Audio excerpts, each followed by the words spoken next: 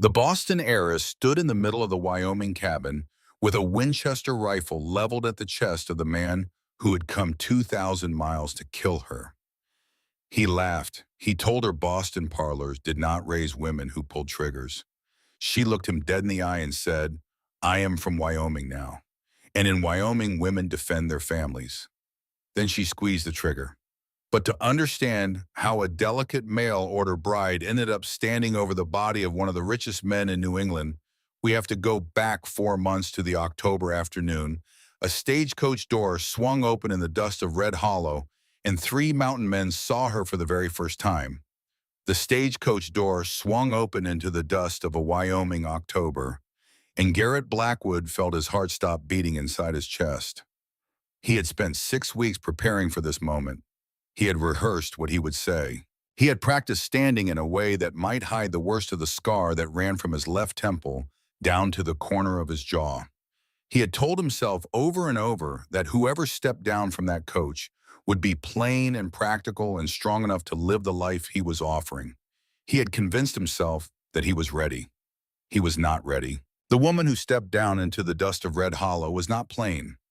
She was the kind of beautiful that made grown men forget the words they had been about to speak. Her hair was honey gold beneath a small traveling bonnet, catching the late afternoon light like something spun from sunlight itself. Her dress was navy blue, fitted in a way that spoke of expensive Boston tailors dusty now, from 8 days of trains and stagecoaches, but still elegant in a way that made the rough wooden boardwalk of Red Hollow look like an insult beneath her feet. She was small, she was delicate, she was in every visible way the opposite of everything Garrett Blackwood had asked for in his advertisement. And his first thought was not joy, his first thought was terror. Because a woman like that, a woman who had clearly come from money and refinement, in cities where streets were paved and houses had servants, would take one look at the scar on his face and the calluses on his hands in the rough cabin 4 miles out from town, and she would climb back into that stagecoach before the sun finished its slow descent behind the Wind River Range. She would go back to wherever she had come from, and Garrett Blackwood would go back to the silence he had lived inside for 17 years. Behind him, his brother stood frozen. Wyatt was the closest, just over Garrett's right shoulder, and even Wyatt, who could find a joke in any disaster, had nothing to say. His mouth had opened slightly and then closed again, the way a man's mouth closes when he realizes he has no breath to spare for words. Elias stood farther back the way Elias always stood, watching everything with those quiet hazel eyes that missed nothing. And even Elias, who prided himself on being unsurprised by anything the world delivered, had gone perfectly still. Three Blackwood brothers, 6.5 feet tall, on average broad as barn doors, hardened by 20 years of mountain work and frontier weather, struck speechless by a woman who could not have weighed more than 100 pounds in her traveling clothes. The crowd around them had gone silent too. Red Hollow was a town that gathered for any new arrival, the way frontier towns always did, and on a quiet Tuesday in October, a stagecoach passenger was the closest thing to entertainment on offer. But this passenger had silenced them. Mothers had stopped scolding their children. The blacksmith had paused mid-stride coming out of the livery. Even the horses seemed to be watching her. The woman did not look frightened. She looked tired the way anyone looked after 8 days of travel through country that grew rougher with every mile, but she did not look afraid. Her eyes moved slowly across the crowd, and Garrett could see her cataloging everything, taking the measure of this place she had come to. When her eyes found him at the back of the gathering, she did not look away. She held his gaze, and then she walked toward him. She walked toward him. Garrett would remember that walk for the rest of his life, the way the dust rose around the hem of her dress, the way she did not hesitate when she saw the scar, the way her shoulders stayed back and her chin stayed up as if she were walking into a Boston ballroom instead of a frontier crossroads. The way the entire town watched her cross those 20 feet of dusty street and not one of them spoke. She stopped in front of him. He had to look down a long way to meet her eyes. She was perhaps 5 feet and 3 inches in her boots. He was 6 feet and 7 inches in his. Mr. Garrett Blackwood, her voice was educated. East Coast. Boston, he thought, or somewhere very close to it. The kind of voice that belonged in parlors with pianos and silver tea services, not on a wooden boardwalk in Wyoming territory. He nodded. He could not seem to find any words. "I am Cordelia Harrington," she said. "I believe you were expecting me."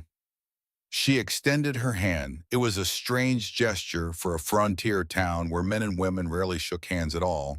But Garrett took it because his body remembered how to do that even when his mind had stopped working.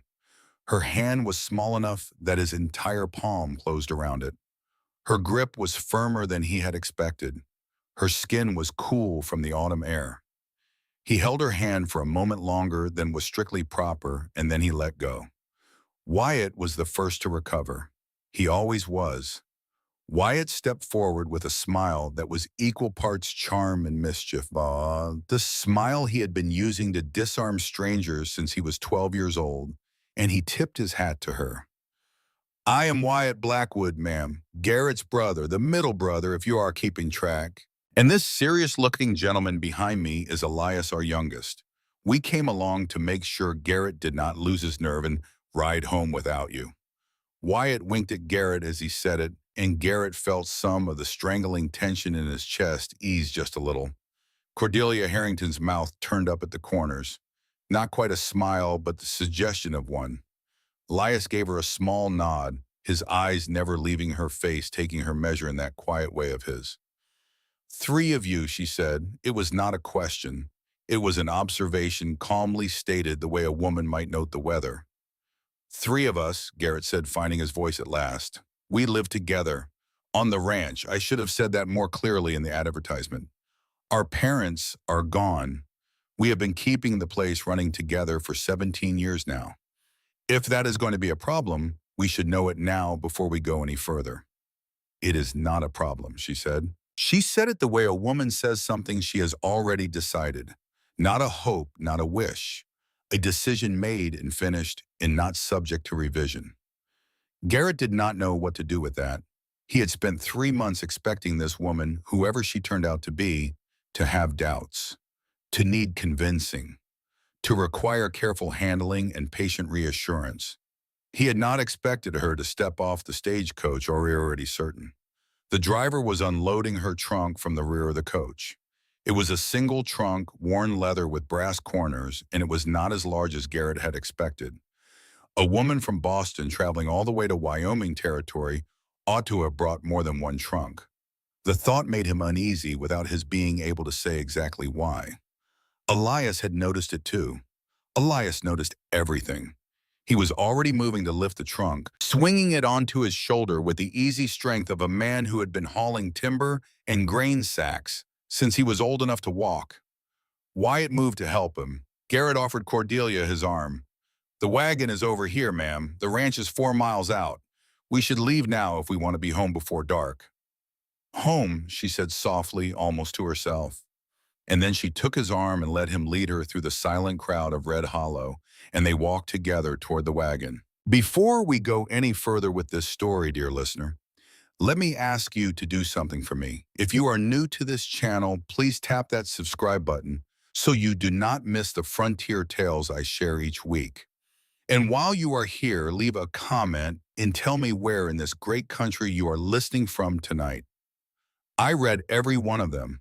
Now let us go back to that wagon and to the 4 miles between Red Hollow and the Blackwood Ranch, because something happened on that ride that none of them would ever forget. The road out of Red Hollow climbed gently for the first mile, winding through grasslands that had gone gold with the late autumn frost.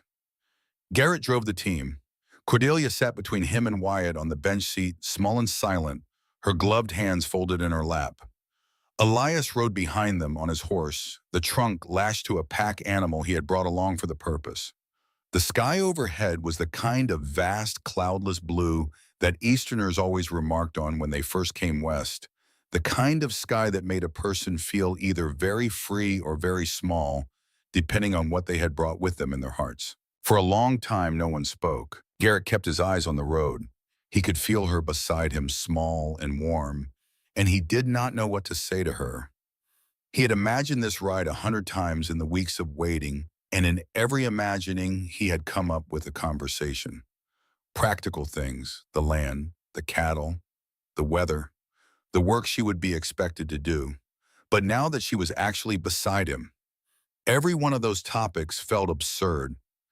How could you talk to a woman like this about hay yields and fence repairs? How could you ask a woman who had clearly grown up in mansions whether she knew how to milk a cow? It was Wyatt who finally broke the silence. Of course it was Wyatt. You have come a long way, Miss Harrington. Mrs. Blackwood, I think before this day is over, if your brother still wants me after we have had a chance to speak privately. Garrett's hands tightened on the reins. Why would I not want you? Because I have something to tell you, she said, and it is the kind of something that might change everything.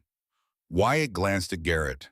Elias riding him behind could not have heard the words clearly, but he had seen the way Cordelia's posture had shifted, and he urged his horse a little closer to the wagon. Then tell us when we get to the house, Garrett said. Whatever it is, it can wait an hour, and when we get home, you can tell all three of us at the same time. We do not keep secrets from each other in this family. She nodded once and went quiet again. The wagon climbed. After another mile, Garrett saw her shiver. The autumn afternoon was turning toward evening, and the wind that came down off the Wind River Range had a knife edge to it that Easterners never anticipated. Without thinking about it, Garrett shrugged out of his heavy buffalo hide coat and laid it across her shoulders. The coat was enormous on her. It nearly reached her knees as she sat on the bench. She looked up at him with surprise, written clear across her face, and then with something else, something softer.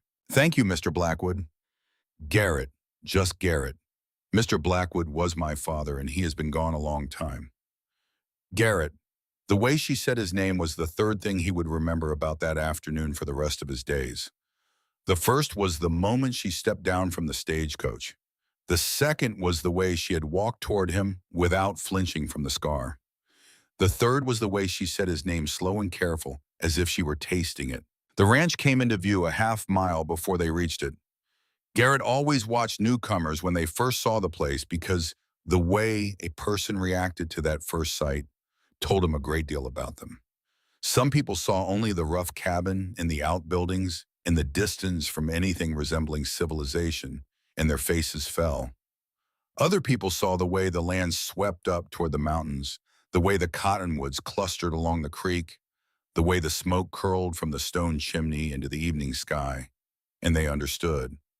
Most people fell into the first category. Cordelia Harrington fell into the second. Garrett watched her face as the cabin came into view, and he saw her eyes widen but not with disappointment. She took it in slowly. The two-story cabin he had built with his own hands when he was 24. The big stone chimney rising up the center. The pole barn off to the east. The corrals. The garden plot dormant now for the season where Elias grew herbs and root vegetables. The smokehouse. The spring house. The way the whole place sat tucked into the curve of the foothills, as if the mountains themselves had folded around it for protection. She did not say anything, but she sat up a little straighter. And when Garrett glanced at her face, he saw something he had not expected to see. He saw recognition, as if she were looking at a place she had been searching for without knowing she was searching.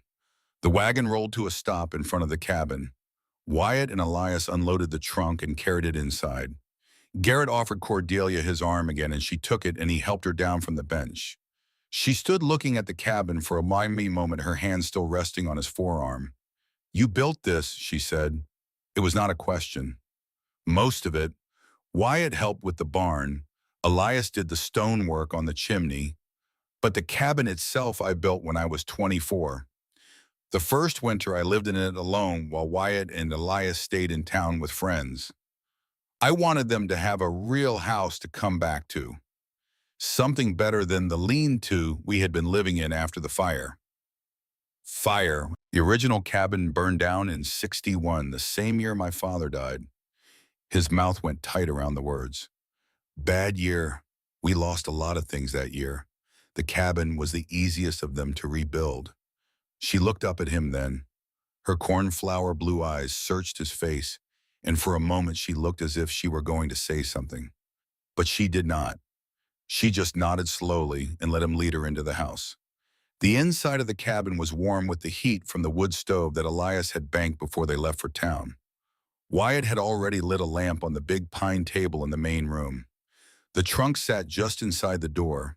Cordelia stepped past it and looked around. The main room was simple but well made.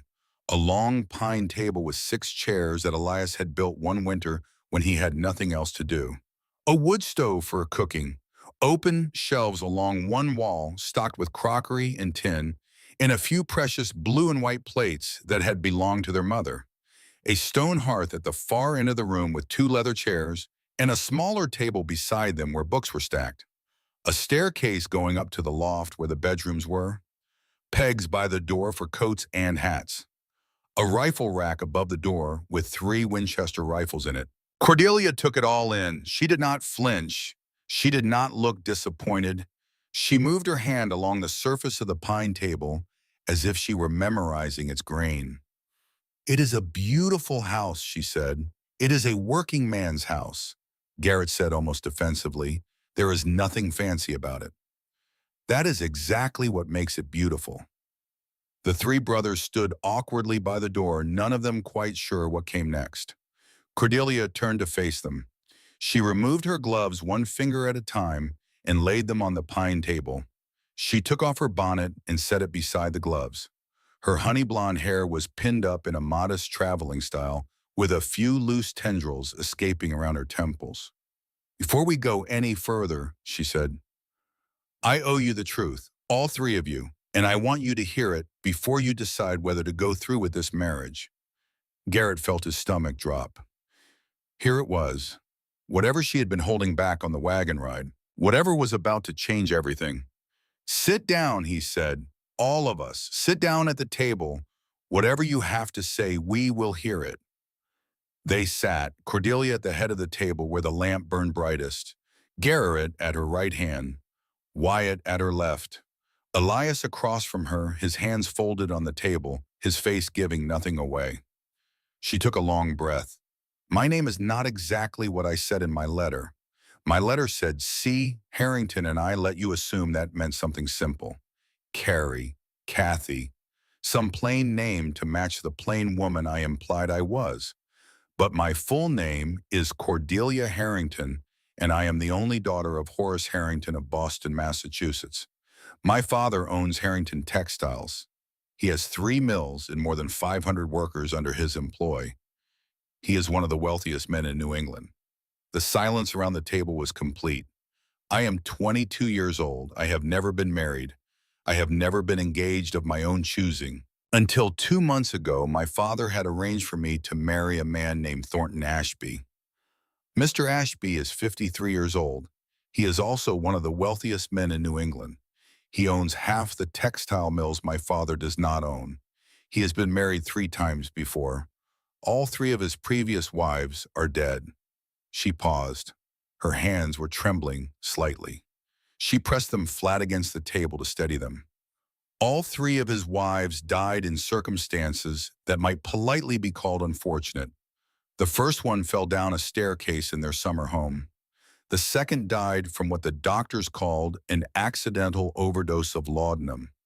The third was 19 years old when she married him. She drowned in her bathtub last winter. She had been married to him for less than a year." Garrett's hand had curled into a fist on the table. He forced it open. He kept his face still. "When my father told me I would be marrying Thornton Ashby, I refused. I told him I would rather die than marry a man who had buried 3 wives in 15 years. My father did not respond well to that. He locked me in my bedroom for 2 weeks. He brought in 3 doctors, men he had paid in advance to examine me and produce written statements declaring that I was mentally unstable. The plan was to have me declared incompetent by a Boston court so that Mr. Ashby could marry me as my legal guardian and take control of my mother's inheritance, which I was due to receive on my 25th birthday." She paused again. None of the brothers spoke. On the 14th day of my confinement, my father's housekeeper left a window unlatched. I do not know if it was an accident or a kindness. I climbed out of that window in the middle of the night with nothing but the clothes on my back and the money my mother had hidden for me before she died. I went to the train station. I bought a ticket west under a false name. I traveled for 8 days. And while I was traveling, I read a newspaper that had been left in my coach, and I saw your advertisement, Mr. Blackwood. Garrett. I saw your advertisement in one phrase and it stopped me cold. Garrett swallowed. Which phrase? No expectations of romance. The whole rest of the advertisement was practical and clear. And then there was that one phrase, no expectations of romance. And I thought, this is a man who is not asking for anything I cannot give. This is a man who wants honesty and work, not pretty manners and charm. This is a man who does not see a woman as something to be acquired for the value she brings. So I wrote to you. I used my real initial, but I did not give my full name. I told you I was 22 and willing to work, and I said nothing about who I was running from. And I came west to marry you. She fell silent. The lamp flame guttered slightly in some draft none of them could feel. Outside, the wind was rising as the evening came on. Inside, the only sound was the slow crackle of the wood stove and the heavy beating of three brothers' hearts. Garrett stood up. He did not mean to. His body simply moved without consulting him. He walked to the window and stood with his back to the table, looking out at the gathering dusk over the Wind River Range. He could see the first cold stars beginning to prick through the sky above the mountains. He could feel his pulse pounding in his throat. She had lied to him. She had not lied with words exactly, but she had lied by omission, which was a kind of lying that men in his world took every bit as seriously as the spoken kind. She had come here under false pretenses. She had come here trailing a danger he could not even begin to measure. A wealthy Boston father, a wealthy older suitor with three dead wives behind him, both of them powerful, both of them with the kind of money that could buy lawyers and detectives and the willingness of corrupt judges. And she had walked into his cabin without warning him, and she had asked him to marry her, and she had not said one word about any of it until they were sitting at his own table in his own house. He should be angry. He should be furious. He turned around to look at her, and he saw that she was not making excuses for herself. She was not pleading. She was sitting at his table with her hands folded and her chin up, waiting for his judgment, the way a soldier waits for a verdict at a court-martial. Her cornflower blue eyes were steady on his face. She was not crying. She was not even close to crying. She had said her piece, and now she was waiting for him to say his. And Garrett Blackwood, who had never been good with words, found that he was not angry at all. He was something else. He did not have a name for it yet. You should have told me before you came, he said, and his voice came out rougher than he had intended. Would you have said yes if I had? The honest answer hung between them like a held breath. No, he said finally, I would not have. I would have written back and told you not to come. I would have told you I could not protect you from men with that much money. I would have told you to find someone else somewhere safer. Then I made the right choice, she said, because there is no one else, Garrett. There is no one else who would have me. My father has cut me off. Mr. Ashby is hunting me. Any man in Boston who knows my name knows what I am running from, and any man with the courage to take me in would be a target the moment he did. I came here because Wyoming is far. I came here because your advertisement said you wanted a wife who would work. I came here because you used the word honesty in your letter, and that word matters more to me than any other word in the English language right now. I came here, Garrett Blackwood, because I had nowhere else to go, and because something in your handwriting told me you were a man who keeps his word. Wyatt had not moved. Elias had not moved. The two brothers sat at the table watching their elder brother and the woman who had just upended every assumption any of them had been carrying since morning. Garrett walked back to the table. He did not sit down. He stood at the foot of the table and looked at her, and he thought about every reason in the world to send her back to Red Hollow on the next stagecoach. He thought about the danger she would bring. He thought about the men who would come looking for her. He thought about the fire that would almost certainly come in one form or another sooner or later. He thought about how a man like Thornton Ashby, a man who had buried 3 wives, would not let a fourth one slip through his fingers without spilling blood for it. And then he thought about the way she had walked toward him through the silent crowd of Red Hollow, with the dust rising around the hem of her blue traveling dress, not flinching from the scar on his face. "Stay tonight," he said. "Stay tonight and we will decide in the morning. I am not throwing you out into the dark, but I am not promising anything yet either. Sleep, eat, let me think. We will talk again at first light." She nodded once. She did not argue. She did not press him. She simply accepted his terms with a grace that made his chest tighten. "Thank you, Garrett." "Wyatt, take her trunk up to the master bedroom. Elias, get the fire built up in the bedroom hearth. She is going to be cold tonight." "Where will you sleep?" she asked. "On the floor down here by the stove. The bedroom is yours tonight.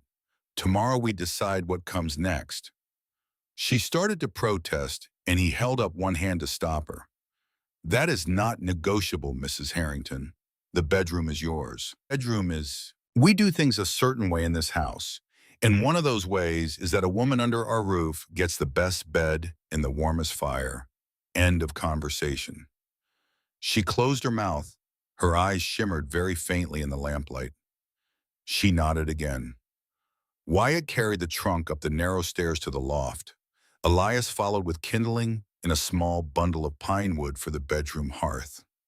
Cordelia rose from the table, smoothed the front of her dusty traveling dress, and looked at Garrett one last time before she followed his brothers up the stairs. "Thank you," she said again very quietly, "for not turning me away tonight." Then she was gone, and Garrett Blackwood was left alone at his own kitchen table with a lamp flame and a heart that was beating in a rhythm he had never felt before in his 34 years of living. When his brothers came back down the stairs, the three of them gathered around the stove. Wyatt poured coffee. Elias added a small splash of whiskey from the bottle they kept in the cupboard for emergencies, and tonight clearly counted. They sat in the leather chairs by the hearth, and they spoke in low voices the way men speak when they know a woman is sleeping just above their heads. "You cannot be serious about sending her away," Wyatt said. "I did not say I was sending her away. I said I had to think about it." "There is nothing to think about," Wyatt said. "Garrett, that woman walked across 2,000 miles of this country with nothing but a trunk and a stolen name to escape a man who has murdered 3 wives. She walked towards you in that street like she had been walking towards you her whole life. You saw her face when she looked at this house. She is not going back, and you are not going to send her back. You do not know what we are getting into." "I know exactly what we are getting in," Wyatt said. "We are getting into a fight with rich Boston men, with lawyers and detectives, and probably worse. And I do not care, Garrett. I rode with the Union Army in the last months of the war. I have seen men die for less reason than what is sleeping in our spare bedroom right now. If a fight is coming, then a fight is coming. I would rather fight for her than spend another 17 years on this mountain pretending we are not lonely." Garrett looked at Elias. Elias was the careful one. Elias was the one who would speak the truth even when it was hard to hear. Elias. Elias took a slow sip of his coffee. He stared into the fire for a long moment before he answered. "She was telling the truth," he said. "I watched her face. Every word of it was the truth. The father, the locked room, the dead wives, every word. She is not what she pretended to be in her letter, but she is exactly what she presented herself to be tonight. A woman in trouble asking for shelter from honest men. And there is something else, Garrett." "What?" She looked at this house the way Mama used to look at Bet before she died, like she was home. The words landed in Garrett's chest like stones dropped into still water, sending out ripples that reached every old wound he had carried since boyhood. Their mother Mariah had died when Elias was born in the year 50. She had bled out in the bedroom upstairs with their father holding her hand and the midwife unable to save her.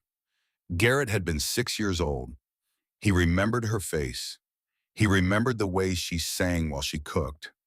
He remembered the way she would come out onto the porch in the evening and stand looking at the mountains, and her face would soften, and she would say, "This is the most beautiful place in the world, boys, and I would not trade it for any palace." She looked at it like Mama, Elias said again. "I saw it. I do not know what to do with that, but I saw it." Garrett did not sleep that night. He lay on his blanket by the wood stove, and he stared at the rough beams of the ceiling, and he thought about everything he had spent 17 years protecting himself from. He thought about the scar on his face and the way men in town sometimes still looked at it when they thought he was not paying attention. He thought about how he had told himself year after year that a woman like the one upstairs would never want a man like him.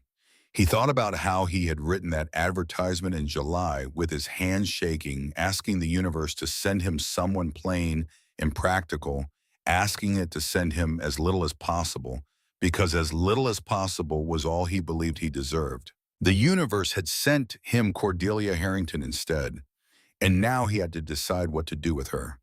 He fell asleep just before dawn, and he dreamed of his mother standing on the porch, and in the dream, she was smiling. He woke to the smell of coffee. Cordelia was at the wood stove. She had pinned her honey blonde hair back into a more practical knot. She had taken off the dusty navy traveling dress and was wearing a simpler one she must have unpacked from her trunk, gray wool with a white collar, the kind of dress a Boston woman might wear for an ordinary morning at home. The sleeves were pushed up to her elbows. She was concentrating very hard on the coffee pot, and she did not notice him watching her at first. The coffee, when it came, was terrible.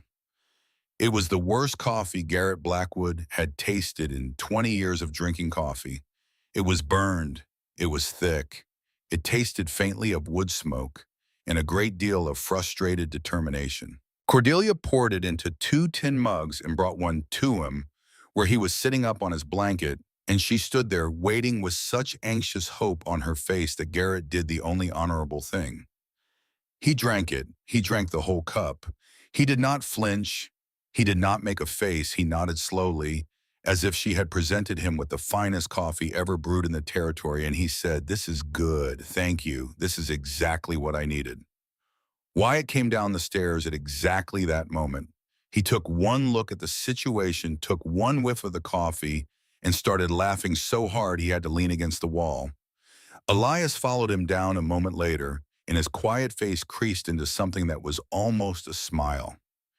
"You burned the coffee, ma'am," Wyatt said, gasping. "You burned it in a way I did not know coffee could be burned. I have made some bad coffee in my day. Elias has made worse. But this is going to be a story we tell for years." Cordelia's face went pink. She set her own mug down on the table and looked as if she might cry, and then instead she laughed. A real laugh, soft and surprised, the laugh of a woman who has not laughed in a very long time and had forgotten she still knew how. The sound of it filled the cabin in a way that no sound had filled it for 17 years. Garrett got up from his blanket. He walked over to the stove. He took the coffee pot down and showed her slowly and carefully how the wood stove worked, how you had to let the wood burn down to coals before you set the pot on, how the trick was patience instead of heat. His big calloused hand guided her small, soft one through the motion. Her skin was warm. She smelled like soap and something faintly floral that he could not name. "Like this," he said. "You let the fire settle, and then you put the pot on the coals and you wait. The mountain teaches you patience. The kitchen teaches you the same thing." "Patience," she repeated, looking up at him. Patience. He realized he was still holding her hand. He let go. She did not step back. "Garrett, yeah. Do you want me to stay?" It was the question he had been asking himself all night. He looked down at her, at the cornflower blue eyes that had not flinched from the scar on his face, at the small soft hand that had just learned a frontier lesson in front of his wood stove. He thought about all the reasons to send her away. They were all still there. The danger had not gone anywhere. The men would still come. The fight was still coming. But he thought about his mother on the porch in his dream, and he thought about what Elias had said, and he thought about the way Cordelia Harrington had walked toward him through the dust of Red Hollow. "Yes," he said, "I want you to stay." "Then I will stay." "It will not be easy. There are men who will come looking for you. There will be a fight. I cannot promise you safety. I can only promise you that I will stand between you and whatever comes." "That is enough," she said. "That is more than I have ever been promised in my life." A week passed. Cordelia worked. She worked the way a woman works who has decided that work is the price of her freedom and who is determined to pay it in full. She learned to bake bread from Elias, who turned out to be a more patient teacher than his quiet face suggested. She learned to ride one of the working horses with Wyatt, although she had ridden ponies as a girl in Boston, and the basics came back to her quickly. She learned to walk a fence line with Garrett looking for breaks and weak posts, and she learned how to use a hammer and a pair of fence pliers without complaining when the work tore the soft skin of her palms. She did not complain about anything. She got up before dawn and she went to bed after dark, and she met every challenge the ranch threw at her with the same quiet determination she had brought with her from Boston. By the seventh day, her hands had begun to develop the first faint calluses of a woman who meant to stay. On the eighth day, Obadiah Henderson came riding up the trail from the south. Obie was 62 years old. He was their nearest neighbor a half-mile down the creek, and he had known the Blackwood brothers since Garrett was a child running barefoot across the meadow, chasing his father's working dogs. Obie had fought with the Union Army at Antietam and carried a piece of Confederate iron in his left thigh that gave him trouble in cold weather. He was the closest thing to family the Blackwoods had outside of each other, and when he came riding hard up the trail in the middle of a working morning, Garrett knew before Obie reached him that the news was bad. "Garrett, we got trouble." Garrett straightened up from the post he had been resetting. Cordelia, working beside him with the pliers in her hand, went still. "What kind of trouble, Obie?" "There is a man at the boarding house in town, showed up yesterday on the eastbound coach. East Coast accent, expensive coat, asking questions about a young woman with honey-colored hair from Boston. Knows she came west, knows she was traveling under a false name, has been offering money to anyone who saw her get off the stage at Red Hollow." Cordelia's face went the color of new snow. "His name," Garrett asked, although he already knew the answer. "Says his name is Percival Brennan. Says he is a lawyer out of Boston. Says he represents a business concern that has an interest in finding the young lady. He has not said the family name, but he does not need to." Garrett looked at his wife. She was not his wife yet, technically not in the eyes of any law or church, but she was his wife in every way that mattered to him at that moment. She was a small, frightened woman standing in the gold October grass with fence pliers in her hand and her honey blonde hair coming loose from its pins, and she had crossed 2,000 miles to put herself in his hands, and a man was now in town hunting her. "Obie," Garrett said, "ride back to town. Find Judge Halloran if he is still at the courthouse. Tell him I want him at my house tomorrow morning at 8 o'clock to perform a marriage. Tell him I will pay double his usual fee for the inconvenience. Tell him it is urgent." "You sure about this, Garrett?" "I have never been more sure of anything in my life." Obie nodded, turned his horse, and was gone. Garrett took Cordelia by the shoulders. She was trembling. He could feel it through the wool of her dress. "Listen to me. Tomorrow morning we are getting married. Legal, in front of witnesses. The moment we are married, you become my wife under the law of this territory, and any man who comes for you has to come through me first. Do you understand, Garrett? There is something I have to say to you first, before tomorrow morning, before the judge arrives." "What?" "I have never. I am 22 years old, and I have never. No man has ever held my hand the way you held it at the wood stove. No man has ever kissed me. I do not know how to be a wife in any way except in the working sense. And I need you to know that, and I need you to promise me something. I need you to promise me that you will be patient, that you will not expect me to know what I do not know, that you will wait until I am ready, however long that takes. The big man with the scar on his face went very still, and then slowly he reached out and brushed a strand of honey blonde hair back from her cheek with one calloused finger. Cordelia Harrington. I will wait however long it takes, a year, 5 years, 10. The rest of my life, if that is what you need. A man keeps his word, and that is the first promise I am making you. I will not be the second man in your life who tries to take from you what you are not ready to give. She closed her eyes, a single tear slid down her cheek. He caught it with his thumb. Tomorrow morning, then, she whispered. Tomorrow morning. The judge arrived at 8 the next morning. Obie stood as witness. Wyatt and Elias stood behind their brother like two walls of a fortress. Cordelia wore the same navy blue traveling dress she had worn off the stagecoach because it was the nicest thing she owned, and Elias had spent half the night before polishing the simple gold ring that had belonged to their mother, Mariah Blackwood, the ring Garrett had been carrying in his pocket for 17 years without ever knowing why he kept it. The ceremony took less than 10 minutes. The judge spoke the old words. Garrett spoke the answers in a voice rough with feeling. Cordelia spoke hers in a voice steady as bedrock. When Garrett slid his mother's ring onto her finger, he saw her eyes shimmer, and he knew she understood what the ring meant.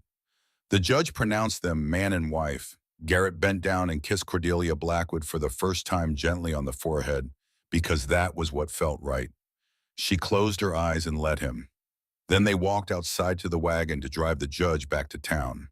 That was when they saw the smoke. It was rising from the direction of the ranch outbuildings, a thin black column climbing into the October sky from somewhere near the horse barn.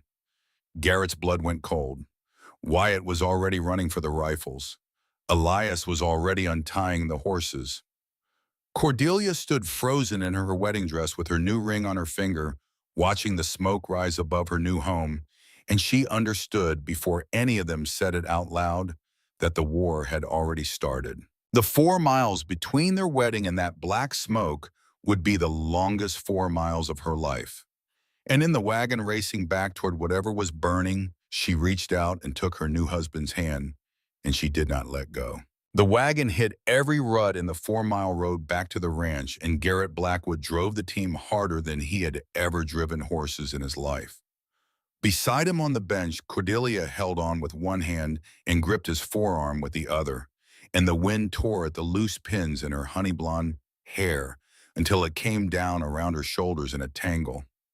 Wyatt was riding ahead on the fastest of their saddle horses, his Sharps rifle across his lap. Elias was somewhere behind, trying to keep the judge safely on the road. The black column of smoke grew thicker as they climbed the last rise, and then they crested the hill and saw it. The horse barn was not burning. A pile of hay was burning set deliberately at the front gate of the ranch yard, the kind of fire a man builds when he wants to be seen, rather than when he wants to destroy. The thick black smoke that had terrified them from 4 miles away was rising from old hay soaked in something that smelled like coal oil. The barn itself was untouched. The horses were still in their corral, restless and wide-eyed, but unharmed. There was no one in sight. Garrett pulled the team to a hard stop at the gate. Wyatt was already off his horse rifle raised, scanning the tree line for any sign of movement. There was nothing. Whoever had set the fire was long gone. They had built it and lit it and ridden away, leaving only the smoke and what was pinned to the gatepost beside it. Garrett climbed down from the wagon and walked to the post. A Bowie knife had been driven into the wood at chest height. Pinned beneath the blade was a single sheet of paper. Garrett pulled the knife free and read the words in silence, then handed the paper to his wife without a word. The girl belongs to Boston. Send her back, or you will all burn like this hay. Cordelia read it twice. Her face had gone the color of bone. She did not cry. She did not say anything for a long moment. Then she folded the paper carefully in half and handed it back to Garrett, and her voice when she finally spoke was so quiet he had to bend down to hear her. I have brought this to your house, to your brothers, to you, on our wedding day. I have brought this. Garrett took her by both shoulders and turned her so she had to look up at him. The scar on his face was livid in the cold morning light. His amber eyes were burning. Listen to me. You did not bring this. He brought this. The man who buried 3 wives brought this. The man who locked you in a room for 2 weeks brought this. You are the one who walked away from it. You are the one who got on a train. You are the one who came 2,000 miles to a place where men still keep their word. You did not bring this here, Cordelia Blackwood. You ran from it, and now it is here because of him, not because of you.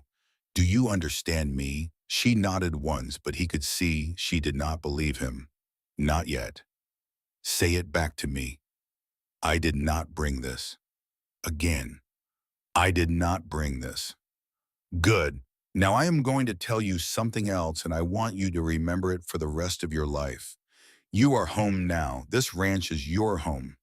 These mountains are your mountains. These 2 men behind me are your brothers, and I am your husband. Anything that comes for you has to come through all of us first. Do you understand? She nodded again, and this time something in her face shifted. Not relief, something deeper than a relief. Something that looked like it had been waiting 22 years to be said to her. Elias rode up behind them with the judge clinging to the back of his saddle. The judge took one look at the smoking pile of hay and the Bowie knife in Garrett's hand and the white face of the bride, and he understood that something had begun on this ranch that he wanted no part of being a witness to. He climbed down from the horse, mumbled his congratulations a second time, accepted the fee Garrett pressed into his palm, and asked very politely if he might be loaned a horse to ride back to Red Hollow alone. Garrett gave him the steadiest mare in the corral, and the judge was gone before the smoke from the burning hay had finished rising. Wyatt walked the perimeter of the ranch yard with his rifle reading the ground.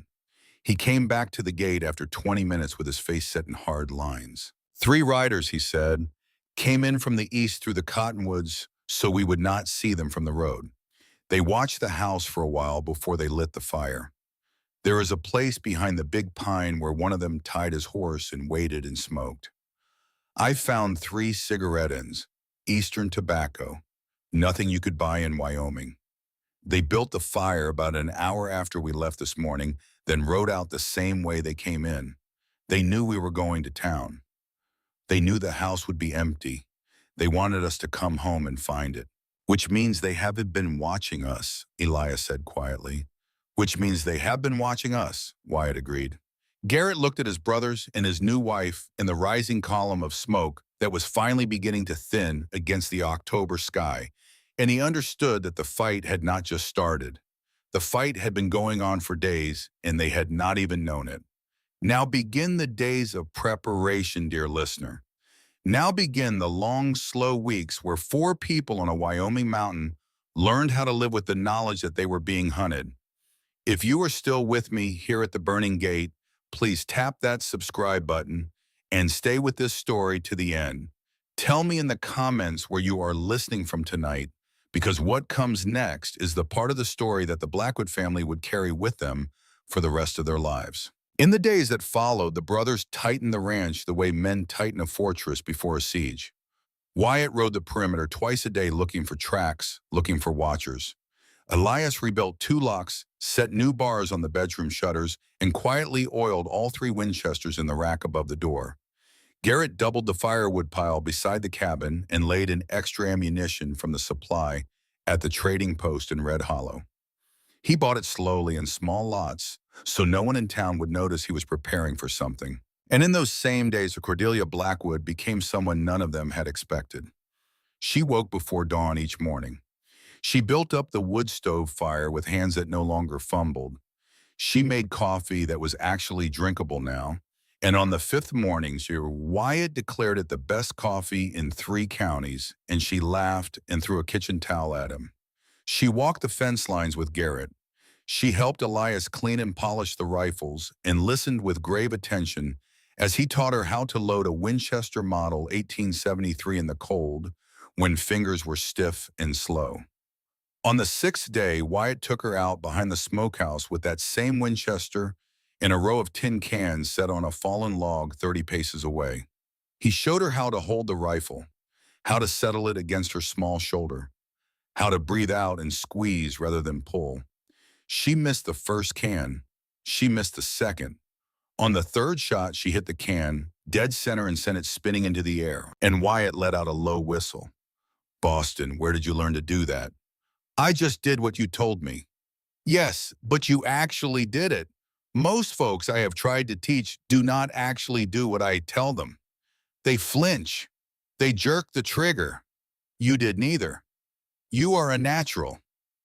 She fired 5 more rounds. She hit 4 out of 5. Wyatt walked her through it again, then again, until by the end of the afternoon she could load the rifle blindfolded by feel and could put a bullet into a tin can at 30 paces with calm, reliable accuracy. That night at supper, Wyatt told Garrett about it across the table. Your wife can shoot, Garrett. I mean, she can really shoot. By the end of next week, I am going to have her trained better than half the men I rode with in the Army. Garrett looked across the table at Cordelia. She was eating the venison stew Elias had made, and her color was high from the cold and the day's work. And her honey blonde hair was coming loose from its practical knot, the way it always seemed to do by supper time. She caught his eye and smiled, and Garrett felt the same thing he had felt at the wood stove the first morning, the thing he had not yet been able to put a name to. Good, he said quietly. I want her to be able to defend herself if it ever comes to that. I want her to never need to wait for a man to save her. Cordelia set down her spoon and looked at him with something fierce in her eyes. I waited my whole life to hear a man say something like that to me, Garrett Blackwood. The table went quiet for a moment. Elias looked down at his plate. Wyatt suddenly found something very interesting in the bottom of his coffee cup. Garrett reached across the table and laid his big calloused hand over hers. You will not have to wait for things like that anymore. This is your home. Built this together. Elias looked up then. He glanced at his older brother and at the woman who had walked into their lives 10 days ago. And he said in his quiet way, built this together. Wyatt grinned and raised his coffee cup. Built this together. Cordelia's eyes filled, but she did not let the tears fall. She raised her own cup and met theirs, and the 4 of them drank to it, and the wood stove crackled in the warm cabin, while the cold autumn wind pressed against the shutters outside. In the second week, Cordelia rode into Red Hollow with Garrett and met Beatrice Worthington for the first time. Beatrice was the school teacher in Red Hollow and one of the few women in town who had been to college back east. She was 50 years old, a widow these past 12 years, with iron gray hair and a sharp, clear gaze that took the measure of a stranger in about 3 seconds.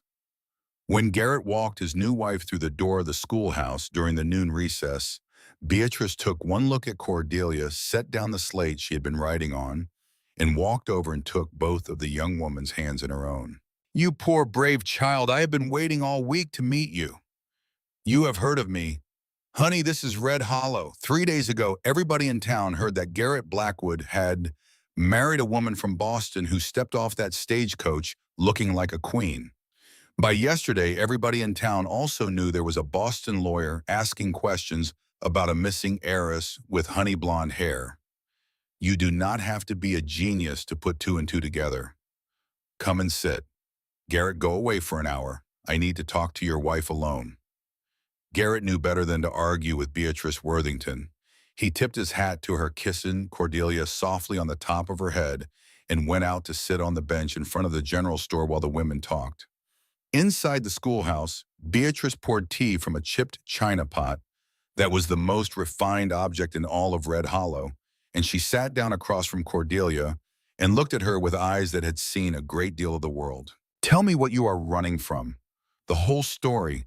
Start at the beginning and do not leave anything out.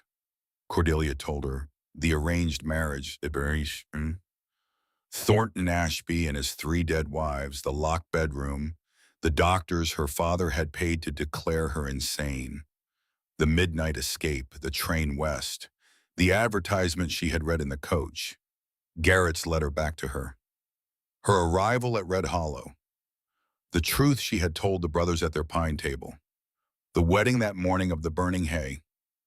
Beatrice listened without interrupting. When Cordelia finished, the older woman was quiet for a long time. Then she set down her teacup and reached across the small table and took Cordelia's hand again. Listen to me carefully, child. 30 years ago, I ran from a man my father had chosen for me. I ran from Pennsylvania with $12 in a satchel in the address of a cousin in Ohio. I was lucky. The man my father had chosen did not have the money to send anyone after me. You are not so lucky. Your father has the money, and so does this Ashby creature. They will not stop. They will send lawyers, and they will send detectives, and if those fail, they will send worse. You need to be ready. How does a woman get ready for that? You build yourself a bigger family than they can fight. You make yourself part of this community so deep that when they come for you, the whole town stands between you and them. And you find the right people in the right places who can help you when the time comes. What right people? Beatrice smiled, and it was the smile of a woman who had been waiting for the right moment. I taught school in Cheyenne for 6 years before I came here. I know Governor John Hoyt. He and I exchanged letters all through last winter about a school funding question, and he is a man who keeps his word. If the day comes when you need a friend at the territorial capital, I will write a letter, and that letter will get read. You remember that? Cordelia Blackwood. You are not as alone as those Boston men think you are. Cordelia did not cry, but for a moment she could not speak, because she had spent 22 years being told by everyone around her that she was alone, and now an iron-haired school teacher in a one-room schoolhouse in Wyoming territory was telling her that she was not. She walked out into the noon sunlight a different woman than the one who had walked in. 3 days later, Percival Brennan came to the ranch. He came at mid-morning on a fine bay horse with 6 armed men riding in 2 columns behind him. They were not frontier men. Their coats were too clean and their boots were too new, and their saddles had been polished within the last week. Garrett saw them coming from a mile out, and he and Wyatt and Elias were already standing in the yard with their rifles cradled across their forearms when the lawyer pulled up at the gate. Cordelia stood on the porch behind them. Garrett had asked her to stay inside, and she had agreed, but the moment the riders came into view, she had walked out onto the porch and stood there in her gray wool dress with her chin lifted, and Garrett had not asked her to go back inside. He understood by then that asking would have been an insult. Brennan was about 45 years old, silver hair combed back, gray eyes the color of cold iron. He did not dismount. He did not greet the brothers. He looked past all 3 of them as if they were stable hands, and he addressed himself directly to Cordelia on the porch. Miss Harrington, I represent your father and Mr. Thornton Ashby. The marriage you have entered into here has no standing under Massachusetts law. I have come to escort you back to Boston where these matters can be sorted out properly. Her name, Garrett said quietly, is Cordelia Blackwood, and this is her home, and you are addressing my wife on my land. Brennan finally looked at him. Mr. Blackwood, I am sure you have developed certain feelings for the young lady. That is understandable. She is a charming creature, but you must understand that you are entirely out of your depth. Mr. Ashby is prepared to be generous if you cooperate. $5,000 paid to you in gold in exchange for your signature on an annulment petition. That is more money than this ranch will earn you in 5 years. You can take it and start fresh. Find a wife of your own kind. Wyatt laughed out loud. It was not a friendly laugh. Mister, you just told my brother to find a wife of his own kind. You should know that the woman standing on that porch is exactly his kind, and no amount of Boston gold is going to change that. Brennan's mouth tightened. $10,000. That is the highest figure I am authorized to offer. After that, the matter goes to court, and gentlemen, you do not want this matter to go to court. Elias spoke for the first time. His voice was soft and very even. Get off our land. Mr. Blackwood, I am offering you a way out of a fight you cannot possibly win. Get off our land. There was something in the youngest Blackwood brother's voice that made the six armed men behind Brennan shift in their saddles. Elias was the smallest of the three brothers, only 6 feet 5, and he did not raise his rifle, and he did not change his expression, but the men behind Brennan suddenly understood that the quiet one was the one to be afraid of. Brennan held Garrett's gaze for a long moment. Then he tipped his expensive hat with theatrical politeness and turned his horse. "You do not understand what you are dealing with, Mr. Blackwood. Mr. Ashby has resources you cannot imagine. Count the days you have left. Both of you." He rode away with his 6 men behind him, and the dust of their horses hung in the cold air long after the sound of hoofbeats had faded. Cordelia came down off the porch and stood beside her husband, and Garrett put his arm around her shoulders, and the four of them stood looking at the empty road for a long time without speaking. The next 3 weeks brought the deepest change of all. Cordelia worked beside Garrett every day, and every evening after supper, the two of them would walk out to the porch and stand looking at the Wind River Range as the light went out of the sky. They did not talk much on those walks. They did not need to. The silence between them was no longer the silence of strangers. It was the silence of two people who were learning each other a little more each day. On a cold November evening, with the first hard frost lying white on the meadow grass, Garrett broke a small piece off the heel of the supper bread and offered it to her. His fingers brushed hers as she took it, and this time neither of them pulled back. Cordelia looked up at him in the gathering blue dusk, and her cornflower eyes caught the last of the light, and her voice, when she finally spoke, was so soft he could barely hear it. "Garrett, yes. Will you kiss me just once? I have never been kissed by a man in my life, and I would like the first time to be by my husband, and I would like it to be tonight on this porch while we are looking at the mountains." He stood very still for a long moment. Then he set the bread down on the porch railing and turned to face her, and he had to bend down a long way because she was so small and he was so tall. He cupped her face in one big calloused hand. His thumb traced along the line of her cheekbone. She closed her eyes, and he kissed her very softly, very gently, the way a man kisses a woman when he understands that he is the first man who has ever been allowed to. When he straightened up again, that she had tears on her face, but she was smiling. "I have been waiting for that my whole life," she whispered. "You will not have to wait for anything again," he said. "Not as long as I am breathing." That night, when Cordelia had gone up to bed, Garrett sat by the wood stove with his brothers, and Elias spoke without looking up from the book in his lap.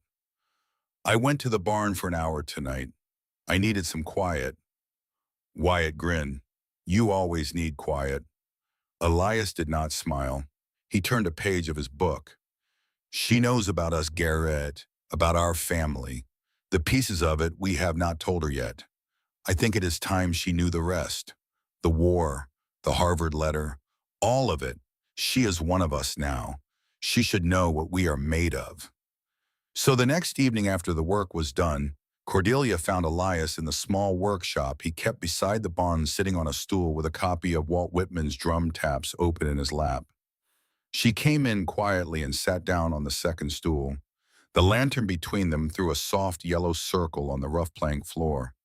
"You are reading the war poems," she said. "I read them sometimes when I cannot sleep." "Were you in the war?" "No, I was too young. Wyatt was." She waited. Wyatt was 18 years old at the start of 65. The war was almost over by then, but he could not stand to stay on this ranch anymore. Father had been dead 4 years. Garrett had been holding us together since he was 17. I was 15, and I did nothing but read books and follow Garrett around the cattle. Wyatt felt like he was suffocating. He went to Cheyenne and signed up with a Union cavalry regiment that was being raised to chase deserters and guard supply lines in the Western Territories during the final months. He never made it to the Eastern Theater. The war ended before his regiment was ever ordered east. But he saw enough on the trail: hard men, hard country, things that come back in the night even now.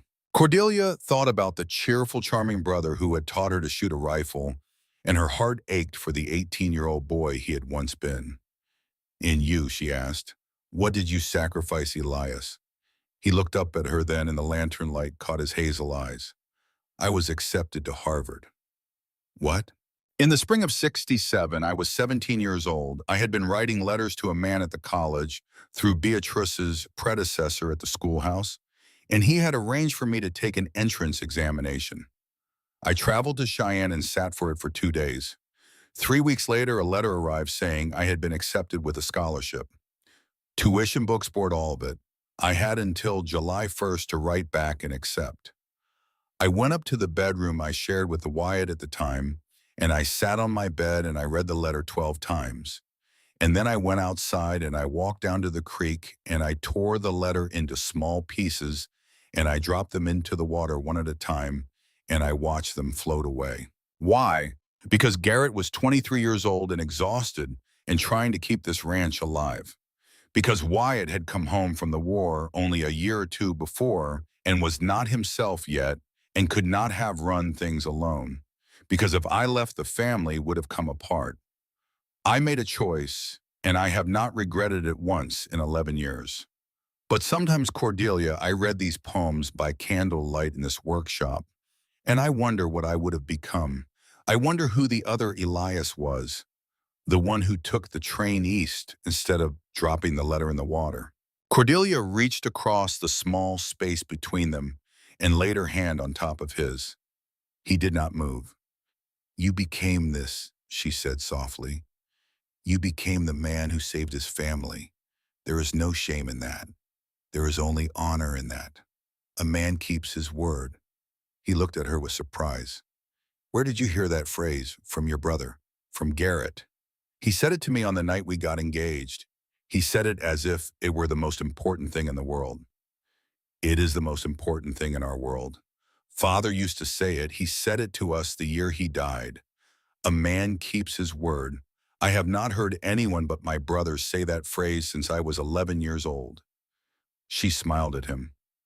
Well, I am one of you now, so I am going to start saying it too. He looked down at her hand on his and he did not pull away, and after a long moment he said the thing he had been carrying alone for many years. Thank you, Cordelia, for seeing him, for seeing Garrett, for the way you walked toward him in Red Hollow. None of us were sure he would ever let himself be loved. She did not have an answer for that. She just sat with him in the workshop while the lantern burned low, and outside the wind from the mountains pressed against the wooden walls, and somewhere up at the cabin, Garrett Blackwood was sitting alone by the wood stove, listening to the silence and waiting for his wife to come back to the warmth. She also told Elias that night in the workshop the truth about her own mother. She told him that Lady Evangeline Ashworth had been the daughter of a minor English baron who had lost the family fortune at the gambling tables in London. She told him how Horace Harrington had crossed the Atlantic in 1854 looking for a titled bride to elevate his Boston standing, and how he had found a beautiful young Englishwoman whose father was desperate enough to sell her into a marriage with an American merchant. She told him how her mother had wept on her wedding day in London. She told him how her mother had sung English songs to her when she was small and had whispered stories of escape in her ear. She told him how her mother had died when Cordelia was 12 in 1868, in a long, slow decline that the doctors had blamed on a nervous condition. I never believed the doctors, Cordelia said softly, not even when I was a child. My mother was healthy in the spring and dead by Christmas, and my father stood at her grave with no expression on his face, and within 6 months, he was entertaining new women in our parlor. I always wondered. I have wondered for 10 years. Elias looked at her in the lantern light. Wondered what? Whether he poisoned her, whether he grew tired of her and ended her so he could be free of her. I have no proof. I have only the certainty in my chest, and the certainty has been there for 10 years. Elias was silent for a long moment. Then we will find out the truth one day, Cordelia. I promise you that. We will find out what happened to your mother, and you will have an answer at last. A week passed after that conversation in the workshop. A cold, dry week with the smell of snow in the wind from the high peaks. And then, in the early hours of a December night, When the cabin had gone quiet and the wood stove had burned down to coals, Garrett Blackwood smelled smoke that did not belong to his stove. He came up off the floor where he had been sleeping, the way a man comes up off the floor when his life depends on it. He shook Wyatt awake. He shook Elias awake. The three brothers were out the door in less than a minute, and the cold air slapped them like a hand, and they saw the flames at the same moment. The horse barn was on fire. Real fire this time. Not a pile of hay at the gate. The whole side wall of the horse barn was sheeted in orange, and the wind off the mountain was pushing the flames across the dry timber, and inside the barn the horses were screaming. Wyatt did not hesitate. He grabbed a wet blanket from the trough beside the cabin door and threw it over his head and shoulders and ran straight into the burning barn before Garrett could stop him. Elias ran for the well. Garrett ran for the corral gate to drop it open in case Wyatt could drive any of the horses out into the open. Cordelia came out of the cabin in her nightdress with a heavy shawl thrown over her shoulders and a bucket already in her hand. She did not scream. She did not freeze. She ran for the well and started hauling water. The next 20 minutes happened in a blur of smoke and shouting and the screams of the horses. Wyatt got Jubilee out first, the old mare that had been Garrett's pride for 8 years. Then he went back in for the others. He got 2 more out. He went back in for the 4th one and did not come out, and Garrett dropped his bucket and started for the barn door, and just as he reached it, Wyatt staggered out of the smoke with his shirt on fire and his face black with soot. Garrett tackled his brother into a snowbank and rolled him until the flames on his back were out. They lost 3 horses in the barn that night. They saved 4. Wyatt had burns on his shoulders and his back that would scar him for the rest of his life.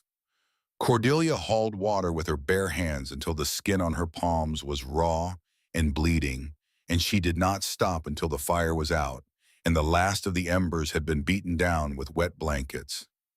When the gray December dawn finally came, they stood in the smoking ruin of the barn's south wall and surveyed the damage. Half the structure was gone. The hayloft had collapsed. 3 horses lay dead in the wreckage. Wyatt's back was a map of burns that Cordelia would spend the next 2 weeks dressing twice a day with the salve Beatrice Worthington brought out from town. Elias was the one who found the evidence. He was sifting through the cold ashes near where the fire had started, and he picked up something small and metal and held it out on his blackened palm. It was a coat button, brass, engraved with a single letter. The letter was A. Garrett took the button from his brother and closed his fist around it until the edges cut into his palm. He came himself this time, or he sent someone close enough to him to wear his crest. Either way, he is here. Cordelia stood in her smoke-stained nightdress with her honey blonde hair tangled around her shoulders and her hands raw from the well rope, and she looked at the button in her husband's bloody fist, and she felt something inside her that she had never felt before in her life. It was not fear, it was the opposite of fear. It was the cold, quiet certainty of a woman who has finally decided to stop running. That night, Garrett sat alone by the wood stove with his head in his hands. The big, quiet man with the scar on his face was as close to broken as Cordelia had ever seen him. She came down the stairs in her bare feet and sat down on the floor beside his chair and laid her hand on his knee. "Garrett, look at me." He raised his head. His amber eyes were red-rimmed. "We are going to get through this. Winter always ends, and so will this. We are going to get through this together the way we have done everything else since I walked off that stagecoach. Do you hear me? Winter always ends, Garrett Blackwood." He pulled her up into his lap and held her against his chest, and for the first time in the 17 years since his father had died, the eldest Blackwood brother let himself weep in front of another human being. Cordelia held him in the firelight and stroked his hair the way her mother had once stroked hers, and she did not say anything because there was nothing left to say. 3 days after the fire, while Wyatt was still recovering from his burns and Cordelia was still nursing the raw skin of her palms, Sheriff Adams rode out from Red Hollow with a piece of paper in his hand. He looked sick about it. Adams was a friend. Adams had known the Blackwood brothers for years. Garrett, I am sorry, I really am. But I have to serve this on you. The paper was a warrant for the arrest of Garrett Blackwood on a charge of armed assault. The complainant was Percival Brennan, attorney at law of Boston, Massachusetts. 6 men had given sworn statements that Garrett had threatened them at gunpoint on his property 3 weeks earlier. A territorial judge in Cheyenne had signed the warrant the previous afternoon. Adams, you know that did not happen the way they are saying. I know, Garrett. The whole town knows. But the warrant is signed by a judge and I have no choice. I am supposed to take you back to Cheyenne for arraignment in 3 days. I came out here to give you a chance to come in voluntarily so I do not have to bring a posse to your door. Wyatt, still bandaged across the shoulders, started to argue. Elias started to argue. Garrett held up one hand and silenced both of them. Adams, give me until tomorrow morning. I will ride into town myself. You have my word. That is good enough for me. The sheriff turned his horse and rode back down the trail. The 4 people standing in the yard watched him until he disappeared, and then Cordelia turned and walked into the cabin without a word. She stood at the pine table for a long time. Then she turned around and faced her husband and his brothers, and her cornflower eyes were hard. I am going back to Boston. The room went silent. Cordelia, no. Listen to me. If I go back willingly, the charges against Garrett disappear. Brennan has no reason to keep the case alive once I am out of Wyoming. But I am not going back to Mary Ashby. I am going back to face him in a federal court. Beatrice has already written to Governor Hoyt, and he has already written to a federal judge in Boston named Augustus Whitley, a man who cannot be bought. I will testify under oath about the locked room, about the doctors my father paid, about the 3 dead wives, about what I believe happened to my mother. I will bring the whole rotten Boston business into the open in front of a judge no Boston money can touch.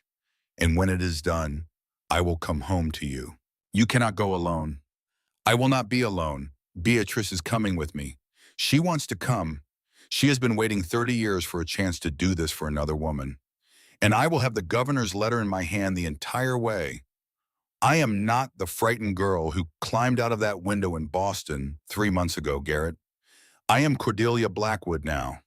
I am your wife, and I am going to fight for our home. He tried for an hour to talk her out of it. He could not. In the end, he pulled her against his chest and held her until both of them were ready to let go. 2 days later, the 4 of them stood on the platform at the Cheyenne railway station in a thin December snow. Wyatt pressed his father's Bowie knife into Cordelia's hand. Elias gave her a small leather book with the address of Theodore Crane of the Boston Globe written inside the front cover, along with a letter Elias had written to the journalist late the night before. Garrett took the gold ring from her finger, polished it on his sleeve, and slid it back on, and then he pressed something else into her palm. It was the small leather pouch that had held his mother's ring for 17 years. Carry it home in this, he said, and come back to me, Cordelia Blackwood. You are home now, you hear me? You are home now. She rose up on her toes and laid her hand against the scar on his face. I love you, Garrett Blackwood. I have never said those words to any man before in my life. I am saying them now, and I will say them to you every day for the rest of our lives. Then she turned and climbed onto the eastbound train with Beatrice Worthington at her side, and the door closed behind her and the whistle blew, and the train pulled out of the station into the falling snow. Garrett and his brothers stood on the platform until long after the train had vanished into the gray December distance. None of them spoke. There was nothing to say. The hardest winter of their lives was just beginning, and the woman who had taught them how to laugh again was riding east into the storm she had spent her whole life running from. The first week without her was the longest week of Garrett Blackwood's life. He worked. He worked the way a man works when in work is the only thing standing between him and the dark place inside his own head. He chopped wood until the woodpile was twice the size it needed to be for the rest of the winter. He rode out at dawn and checked the cattle on pasture that did not need checking. He came in after sundown and ate whatever Elias had cooked without tasting it and then he sat by the wood stove staring at the empty chair across from his and saying nothing at all. Wyatt's burns healed slowly under the salve Beatrice had left behind. The bandages came off after 11 days, and the new skin underneath was pink and tender, and would carry the marks of that fire for the rest of his life. Wyatt did not complain. He moved more carefully, that was all. He took on Garrett's chores when Garrett's grief got too heavy to carry, and he kept the conversation going at the supper table when no one else had words to spare. Elias wrote 2 letters to Boston addressed to the office of Theodore Crane at the Boston Globe, asking after the welfare of one Cordelia Blackwood and her companion, Mrs. Worthington. He received no reply. The mail from the East came twice a week to Red Hollow, and twice a week Elias rode in to check, and twice a week he rode home empty-handed. The first hard snow came on the 18th day, then a blizzard on the 24th. By the 28th day, the 4-mile road into Red Hollow was a white tunnel between drifts that came up to the bellies of the horses, and Garrett stood at the cabin window in the late afternoon and watched the wind-drive sheets of snow across the yard, and he said the first words he had spoken in 2 days. If she does not come back, I do not know how I am going to keep going. Wyatt put a hand on his older brother's shoulder. She is coming back. A woman like Cordelia does not break a promise. She is coming back, Garrett. Winter always ends. On the 35th day, Obie Henderson rode through the drifts with a telegram clutched inside his coat. He came up the trail in the white afternoon light with his bay horse blowing steam from its nostrils, and Garrett saw him from a quarter-mile out and was already running across the yard before Obie reached the cabin. The telegram was short. The words made the world stop turning. Trial concluded. Stop Boston marriage annulled. Stop restraining order. Granted against Father and Ashby. Stop all charges against you dropped. Stop coming home. Stop arriving. Cheyenne, January 18th. Stop. I love all 3 of you. Stop, Cordelia. Garrett read it 3 times. His hands were shaking so badly that Elias had to take the paper from him to read it for himself. Wyatt let out a sound that was half a laugh and half a wolf's howl, and threw his hat in the air and caught it and threw it again. Elias, who almost never showed feeling on his face, set the telegram down on the pine table and wiped at his eyes with the back of his hand. Garrett walked outside into the snow. He stood in the white yard with his face turned up to the gray winter sky, and for the first time since he had watched the train pull out of Cheyenne in early December, he allowed himself to believe that she was real, that she was alive, that she was coming home. She came home on the 18th exactly as the telegram had promised. The 3 brothers waited on the platform of the Cheyenne station from before dawn. The eastbound train was 2 hours late because of snow on the tracks somewhere west of Omaha, and every minute of those 2 hours was its own small forever. When the locomotive finally came hissing into the station with steam billowing white against the cold dawn light, Garrett had to lock his knees to keep himself from running alongside the cars. The passenger door opened. Beatrice Worthington stepped down first. Her iron-gray hair was pinned up neatly under her traveling hat, and her sharp eyes were tired but triumphant. She turned and offered her hand to the woman behind her. Cordelia Blackwood stepped down into the snow. She was thinner than when she had left. The Boston weeks had cost her something in the face, but her eyes were the same, and they found Garrett at the back of the platform inside half a second, and then she was running, and the trunk forgotten, and the dignity forgotten, and the cold forgotten, and Garrett caught her in his arms and lifted her clear off the platform and held her against his chest with his face buried in her honey blonde hair. He did not speak. He could not. She spoke for both of them into the rough cloth of his coat. I came home. I told you I would come home. I came home, Garrett. You came home. I came home. Wyatt and Elias stood back and let the moment belong to their brother. After a long while, Cordelia turned and went into Wyatt's arms next, and then into Elias's, and Elias whispered something to her that made her laugh through her tears.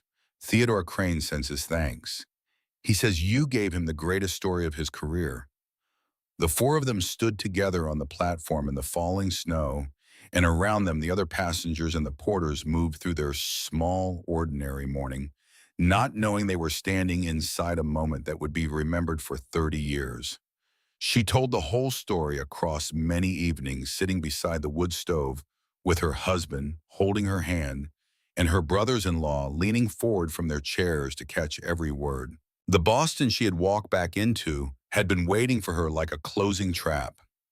Her father had tried to have her detained at the train station the moment she stepped off the platform, but Beatrice had been ready.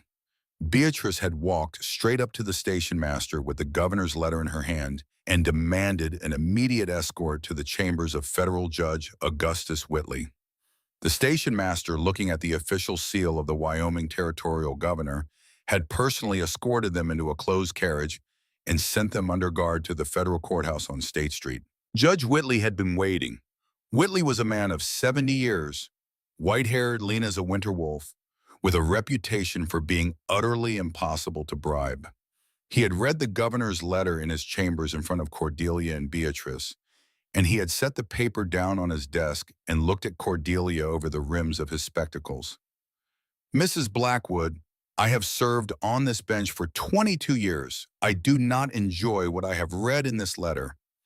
I am going to do my best to see that the men who put you in that locked bedroom never put another woman in one again. Tell me everything from the beginning and do not leave out a single detail." She had told him everything. The arranged marriage, the 3 dead wives, the locked room, the doctors, the window, the train, Garrett, the fire at the gate, the burning barn, the button with the letter A. Whitley had listened without interrupting for almost 2 hours. When she finished, he had reached across his desk and taken her hand, the way Beatrice had taken her hand in the schoolhouse, and he had said, "You were very brave to come back here, Mrs. Blackwood. The hard part is over. From this point forward, the law of the United States is between you and them." The trial had taken 11 days.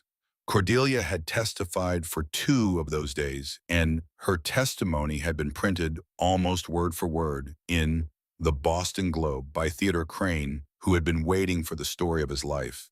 Crane was a small, bald man with ink-stained fingers and a voice like a foghorn. And the moment Elias's letter had reached him, he had thrown himself into the case with the energy of a man finally given a fight worth fighting. But the moment that had broken the case open had not been Cordelia's testimony. It had been the moment when Thornton Ashby had walked into the courtroom on the 7th day of the trial. He had come in flanked by his lawyers, looking exactly the way Cordelia had remembered him from the few times she had been forced to sit across a dinner table from him in her father's house. 53 years old, silver hair, eyes like wet stones, the kind of cold, expensive face that money buys after enough decades. He had taken his seat at the defense table and he had looked across the courtroom at Cordelia Blackwood with no expression at all, the way a man looks at livestock he is considering buying. And then a young woman had stood up in the gallery and pointed at him and said in a voice that carried to every corner of the courtroom, "That man murdered my sister." Her name was Prudence Banks. She was 24 years old, the younger sister of Eleanor Banks, who had been Thornton Ashby's 3rd wife, and the 19-year-old girl who had drowned in her own bathtub. Prudence had spent 3 years quietly investigating her sister's death. She had collected letters Eleanor had written in the months before her death. She had located a former housekeeper from the Ashby house who had been dismissed without references the day after Eleanor's death and had been carrying her secrets ever since. She had found a doctor who had been called to the house the night before the drowning to treat what Ashby had described as a hysterical episode and who had never been allowed to see Eleanor alive after that visit. Prudence Banks had been waiting 3 years for a moment like this one, the moment Cordelia Blackwood's case became public. Prudence had come forward to Theodore Crane and laid all of her evidence in front of him, and Crane had brought it to Judge Whitley before the 2nd day of trial was over. By the 8th day, Whitley had ordered Thornton Ashby held without bail on suspicion of murder. The trial of Cordelia's annulment petition had taken on a life nobody in Boston had expected. The papers from New York to Philadelphia had picked up the story. Crowds had gathered outside the courthouse every morning to catch a glimpse of the Boston heiress who had married a Wyoming mountain man to escape a wife killer. Horace Harrington, smelling the political wreckage that was about to engulf him, had publicly disowned his daughter on the ninth day of the trial. He had given a statement to the press declaring that Cordelia Harrington was no longer welcome in his house, no longer entitled to the Harrington name, and no longer entitled to a single dollar of the Harrington fortune. He had thought in doing this that he was protecting himself from association with Ashby's crimes. He had not known about the will. That part of the story Cordelia learned later in a letter that arrived from London in the spring. But she did not know it yet on the day she stepped down from the train at Cheyenne, and so she did not tell her husband about it that first night. What she told him on that first night home, sitting beside him in the firelight with his big calloused hand wrapped around hers, was the rest. How Whitley had ruled, how the Boston marriage had been formally annulled, how Thornton Ashby had been transferred from the holding cell to the Suffolk County Jail to await trial for the murder of Eleanor Banks, how a permanent restraining order had been issued against both Ashby and Horace Harrington, prohibiting either man from any contact with Cordelia Blackwood for the rest of their lives. How the doctor who had treated her mother in 1868 had read about the case in the Globe and had walked into the federal courthouse on the 10th day of the trial and had testified under oath that Horace Harrington had paid him to administer arsenic to Lady Evangeline Ashworth Harrington over a period of 4 months, and that Lady Evangeline had died not of a nervous condition, but of slow poisoning ordered by her husband. Garrett held his wife's hand very tightly while she told him that part. Cordelia's voice did not break.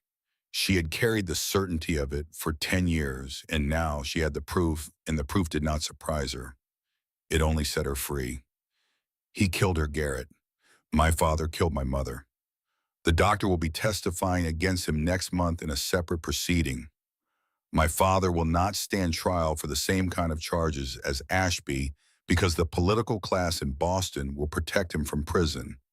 But his name is finished. His business is finished. He will live out his days as a man whose own daughter destroyed him in a federal courtroom.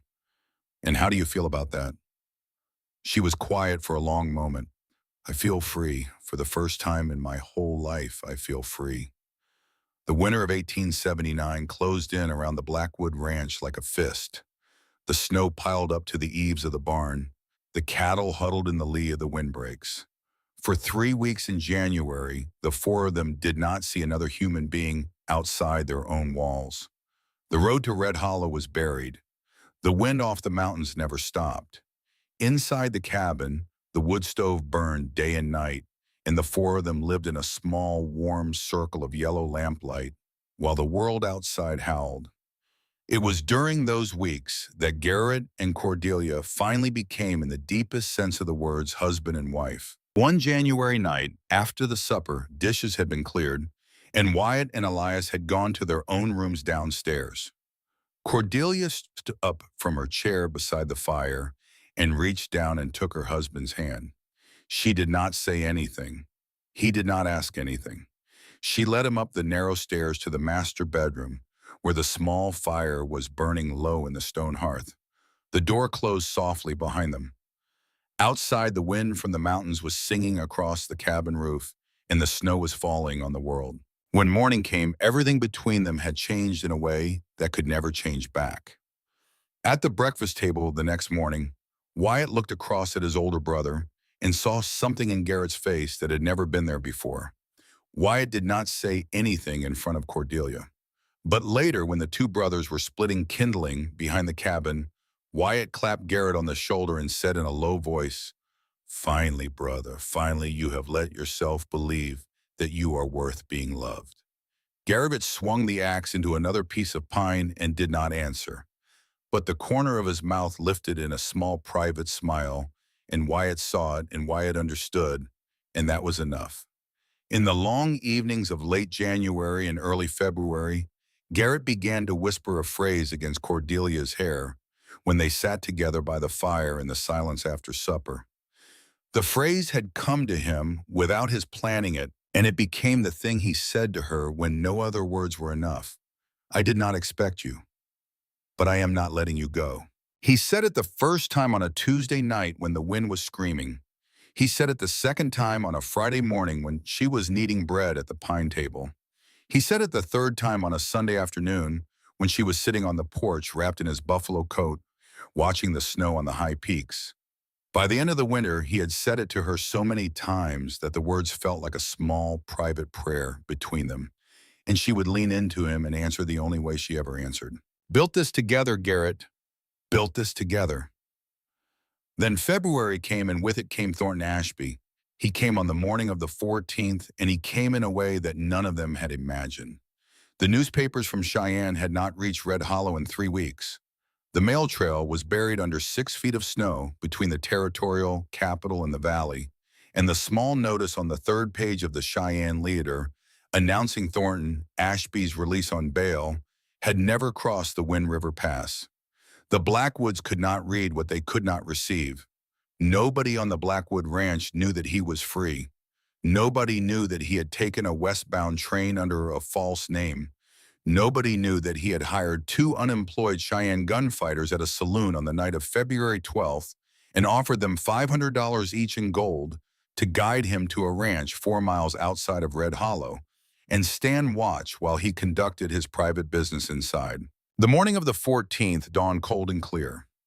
Garrett and Wyatt had left the cabin before sunup to ride the north pasture and check on a herd of about 30 head that had been pinned by a drift the day before. They had taken the 2 strongest horses, and they had not expected to be back until nearly midday. Elias and Cordelia stayed at the cabin. Elias was in the workshop repairing a broken harnesses when he heard the hoofbeats coming up the trail.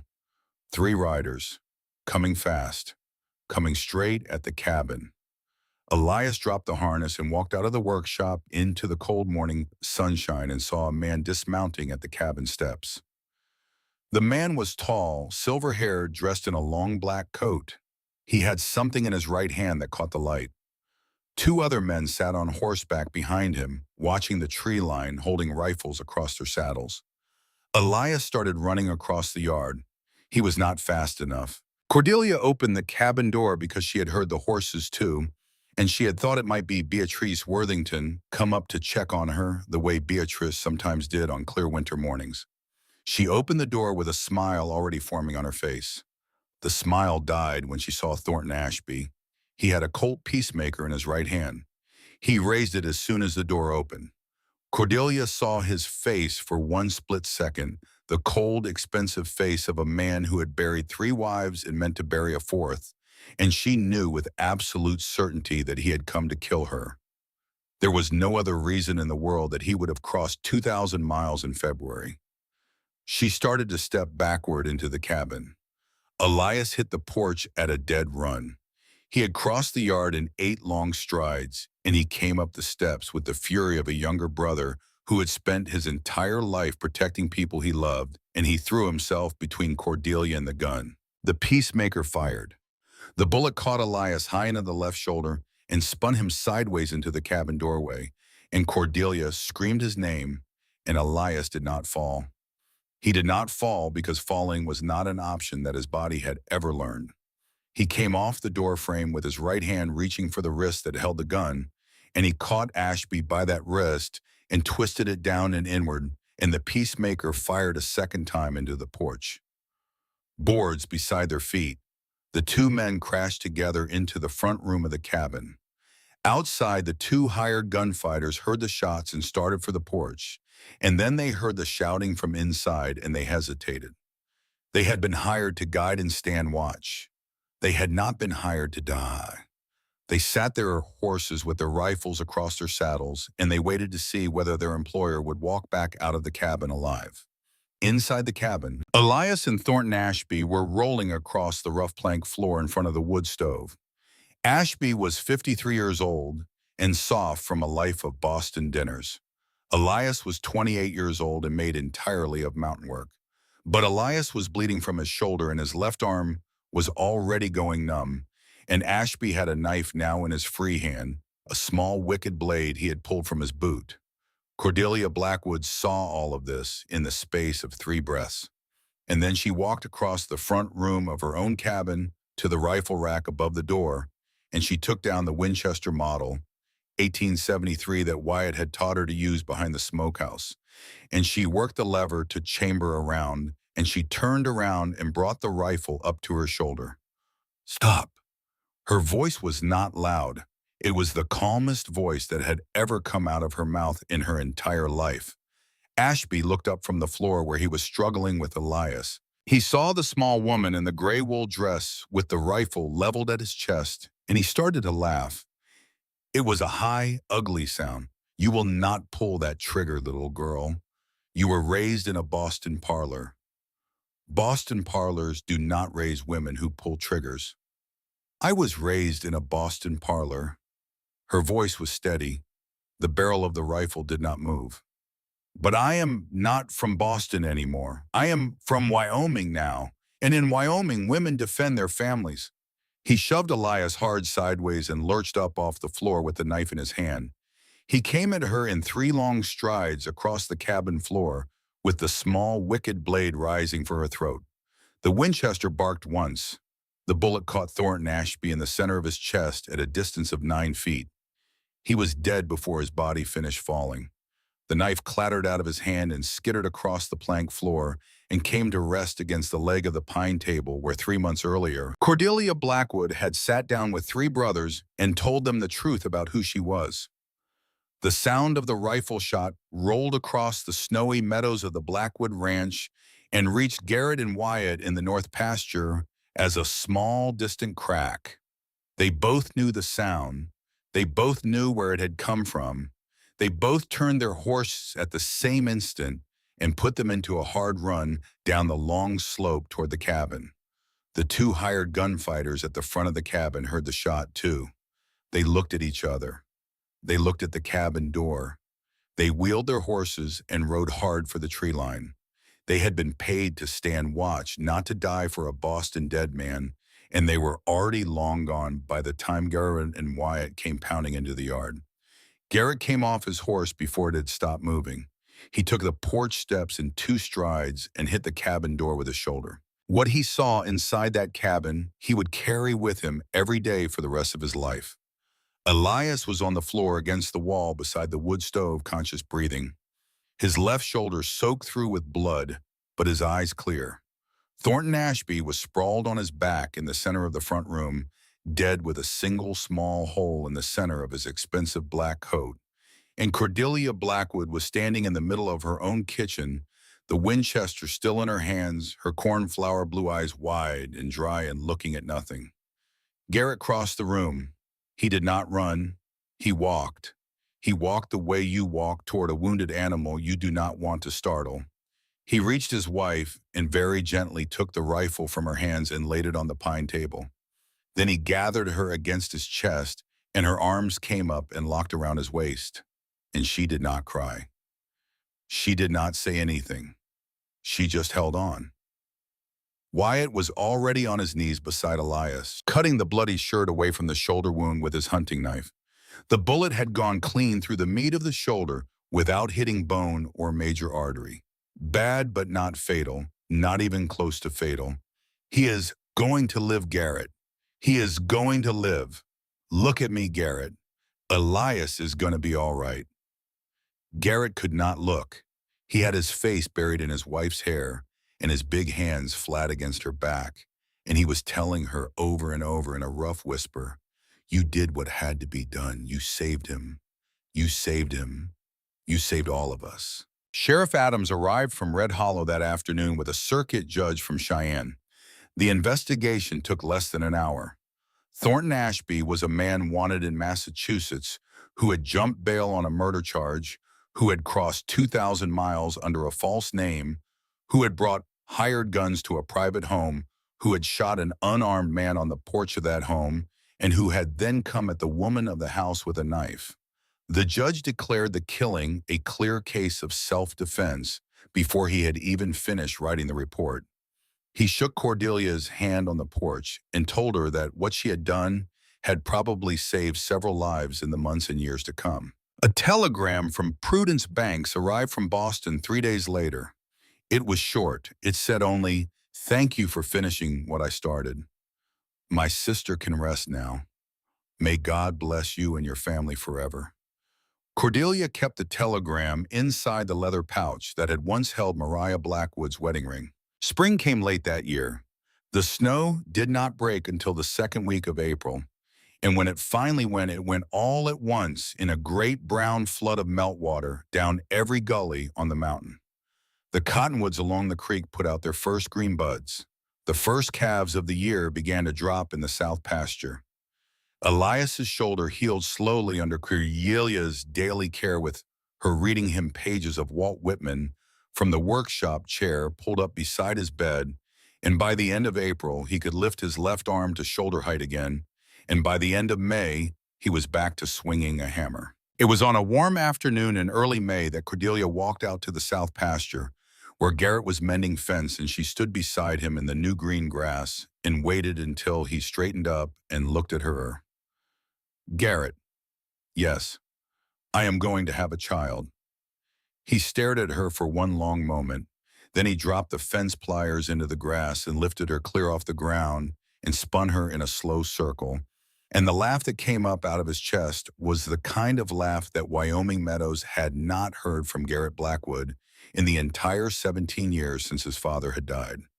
The letter from London arrived a week later. It came in a heavy cream-colored envelope sealed with red wax, and it had been forwarded through 3 banks in a Boston law firm before it found its way to a small ranch in Wyoming Territory.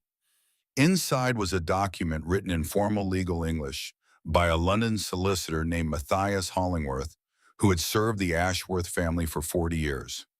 The document explained that the late Lady Evangeline Ashworth Harrington had executed a private will in London in the spring of 1868, 6 months before her death, and had deposited that will with Hollingworth's firm with strict instructions that it was to be read only upon her daughter's 25th birthday or upon her daughter's escape from the Harrington household, whichever came first. The will named Cordelia Ashworth Harrington as the sole heir to Lady Evangeline's personal fortune, which had been carefully hidden from Horace Harrington across more than a decade of small private transfers to a London bank.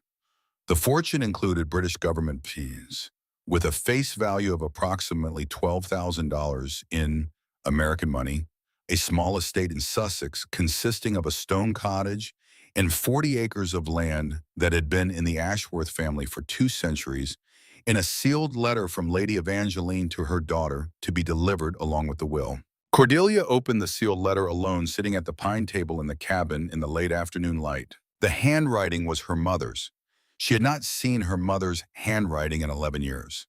The letter was 3 pages long, written in English and a little French, and the ink was faded, but the words were clear. Her mother had known. Her mother had known by the spring of 1868 that her husband meant to be rid of her. Her mother had spent her last months hiding away every penny she could and writing this letter and arranging this will so that her only daughter, when the time came, would have something of her own. Something Horace Harrington could not touch. Something that came from her mother's hand and her mother's love and would prove to her daughter across the years and the silence that Lady Evangeline had loved her child until the very last day of her life. Cordelia read the letter twice. Then she folded it and laid it on the table and put her face in her hands and wept the way she had not wept since she was 12 years old and standing at her mother's grave in Boston. Garrett came in from the yard and found her there and said nothing at all. He simply sat down beside her and put his arms around her and held her until the tears were finished. That night, when the lamp had burned low and the cabin was quiet, Cordelia laid her head on her husband's shoulder and whispered, "She loved me, Garrett. She loved me the whole time. I always wondered, and now I know. She loved you, and she gave you a way out, and the way out led you here. The way out led me here." The child was born on a wild October night in 1879 in the same upstairs bedroom where Cordelia had slept her first night on the mountain. Beatrice Worthington came up from town to attend the birth. Obie Henderson rode up from his place down the creek to help with hot water and clean linens. The labor lasted 14 hours. Outside, the first hard snow of the new winter was already falling on the Wind River Range. Just past midnight, the baby's first cry came down the stairs. Beatrice came out of the bedroom with a small bundle in her arms and her face shining. A boy, a healthy boy, and his mother as well. Garrett climbed the stairs three at a time. He went into the bedroom and saw his wife lying back against the pillows with a small bundle in her arms, and her honey blonde hair was damp on her forehead, and her cornflower eyes were tired and triumphant. And he crossed the room and dropped to his knees beside the bed. What do you want to call him? She did not have to think. Nathaniel, after your father. Nathaniel Blackwood. Nathaniel Blackwood. He laid one trembling, calloused hand on the head of his son and felt the impossible warmth of a new life under his palm. For a long moment he could not speak. When his voice finally came back to him, it came rough as gravel. Welcome home, Nathaniel. You are home now, right where you are supposed to be. When Wyatt and Elias were finally allowed into the room, Wyatt took the baby first.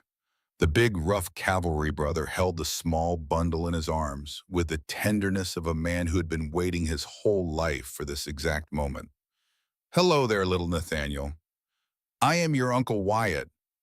I am going to teach you to ride a horse before you can walk. I am going to teach you to shoot a rifle before you can read. And I am going to love you the way I love your daddy and your Uncle Elias, which is to say until the day they bury me in this Wyoming dirt. Elias took the baby next, his still tender left shoulder wrapped carefully around the small, warm body. And I am your Uncle Elias. I am going to teach you to read Walt Whitman before you can hold a fork. I am going to teach you that words have power and that books can save a man's life. And I am going to tell you every day of your childhood the story of the brave Boston woman who walked off a stagecoach into Red Hollow on a mountain afternoon in October of 1878 and gave us all a reason to be alive. The years rolled out from that night the way the seasons roll out across Wyoming. Spring, 1880, Cordelia planted her first vegetable garden behind the cabin. Nathaniel watched from a sling against her chest. Garrett used the money from Lady Evangeline's bonds to build a new horse barn, twice the size of the one that had burned, and to buy 50 head of fine Hereford breeding stock from a Colorado rancher. That same spring, a small notice arrived in the Boston papers and was forwarded to Wyoming through Theodore Crane. Horace Harrington had been forced to sell Harrington Textiles to a competitor for half its value to cover his legal fees and the public ruin of his name. He had moved out of the Beacon Hill mansion. He was living in 2 rented rooms in a boarding house in South Boston, where the landlady did not know who he had once been. Cordelia read the notice once and laid it in the wood stove without a word. Summer 1881. A daughter was born and was named Rowena after a heroine in a novel Lady Evangeline had loved. Wyatt began guiding his first hunting parties up into the Wind River high country, and his old dream of leading expeditions into the Great Mountains finally came true 20 years late and twice as sweet. Fall 1883. Elias published his first slim book of poems through Theodore Crane in Boston. He dedicated it to Cordelia, who had opened the door of his library back to him. The book sold 300 copies in the East and made him no money at all, but the morning it arrived at the cabin in a wooden crate, Elias sat at the pine table and held the first copy in his hands and wept quietly and would not let anyone see his face. Spring 1887, a second son was born and was named Judah in honor of Obadiah Henderson, who had ridden through 3 blizzards of his last winter to bring telegrams and then had died quietly in his own cabin in February with his last will and testament, leaving his half-mile of bottom land to Garrett Blackwood. Summer 1890, the Blackwood Mountain Ranch became the largest cattle operation in the Red Hollow Valley. Garrett, now 46 years old, began to slow down for the first time in his life. The scar on his face had become simply a scar, no longer a thing of shame, simply part of the story he told his children about a logging accident in the year 61 when their grandfather Nathaniel had gone to be with their grandmother Mariah. Fall 1895. Nathaniel Blackwood, 16 years old and standing nearly as tall as his father, sat for the entrance examination to Harvard College, prepared for the test by his uncle Elias, who had spent 15 years reading him every book in the Blackwood Library. Winter 1896. Nathaniel was admitted to Harvard with a letter that arrived on a January afternoon. Cordelia held the letter in her hands at the pine table and looked across at her husband, and a single quiet smile passed between them, and 40 years of silent loss were redeemed in a single piece of paper. On a warm October afternoon in the year 1908, exactly 30 years after a stagecoach door had opened in the dust of Red Hollow, Garrett Blackwood and his wife Cordelia stood together on the front porch of the cabin he had built with his own hands. Garrett was 64 years old. His hair was iron gray. His shoulders were a little stooped. The amber eyes were the same. Cordelia was 52. Her honey blonde hair had gone the color of new platinum at the temples, and there were soft lines around her cornflower eyes from 30 years of laughter. They stood close together on the porch with the Wind River Range spreading out blue and gold in the long October light. In the meadow below the cabin, 6 grandchildren were chasing each other through the late wildflowers. Nathaniel and his wife Lillian were inside helping in the kitchen with their 2 children, little Garrett and little Cordelia, running with the others. Rowena had come down from her own ranch in northern Wyoming with her 3 little ones. Judah was home from San Francisco for the harvest, taller now than his father had ever been, with his second book of poems freshly published in his suitcase. Elias and his wife Annabelle, the school teacher he had married in 1892, sat together under the big pine, reading aloud to their son, Theodore. Wyatt, 61 and never married, was teaching Rowena's smallest boy how to sit a pony. Garrett's big calloused hand rested on his wife's shoulder. "Do you remember the day you stepped down off that stagecoach?" Cordelia smiled the smile he had loved for 30 years. I remember being terrified. I remember looking at 3 of the largest men I had ever seen and thinking I had made the most terrible mistake of my life. And I was thinking that you would climb back into that coach before sundown. And here we are 30 years later, watching our grandchildren run through the fields we built. Built this together, Garrett. We built this together. He bent his gray head and pressed his lips against her hair the way he had been doing every evening of every year for 3 decades. I asked for a plain bride, he whispered. I am sorry I disappointed you. You did not disappoint me, Cordelia Blackwood. You gave me a life. You gave me children. You gave me a name to leave behind in this world. The mountain chose you, and you chose the mountain back. The sun went down behind the Wind River Range. The grandchildren ran in for supper. The cabin filled with light and noise and the warm smell of bread, and the long shadow of the porch stretched out across the meadow grass that Garrett and his brothers had cleared by hand in the year 67. And Cordelia stood inside her husband's arm and looked at everything they had built and everything they had become. And she thought, just as she had thought on 100 other quiet evenings across 30 years, that the day she had stepped off that stagecoach into the dust of Red Hollow had been the day her real life had begun. And dear listener, if you have stayed with this story all the way to the end, I want you to know how grateful I am that you spent this time with me tonight.